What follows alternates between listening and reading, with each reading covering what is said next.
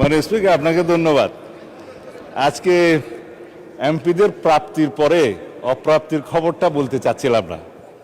আমাদের মাননীয় প্রধানমন্ত্রী যেদিন সংসদ নেতা নির্বাচিত হয়েছেন, আমাদের পার্লামেন্টারি পার্টি মিটিংয়ে প্রথমেই দুটো অনুশাসন দিয়েছেন যে আমরা এমপিরা এই নতুন পার্লামেন্টে জনপ্রত্যাশা অনুযায়ী আলাদা কোনো সুযোগ সুবিধা নেব না।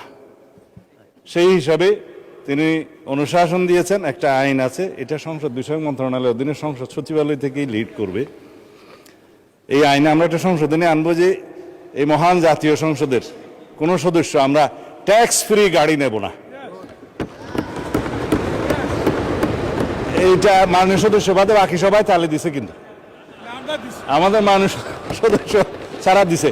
তবে সংসদ সদস্যগণ নয়, শুধু বাংলাদেশের এই সরকারের সমস্ত মন্ত্রী, সরকারি কর্মকর্তা যারা গাড়ি পায়, তেল পায়, সেটা আমরা ক্যাবিনেটে একটা ডিসিশন নিই। ইতিপূর্বে আপনারা নিশ্চয়ই নিউজ পেপারে দেখেছেন, এই ক্রাইসিসের সময় শতকরা 30% তেলের বরাদ্দ আমরা কমিয়ে দিয়েছি এবং কৃচ্ছ্রতা সাধনের উদ্দেশ্যে সরকারি কর্মকর্তাদের আপাতত লোন সুবিধা যেগুলো আছে সেটাও কাটিল করা হয়েছে ফর দি টাইম বিং।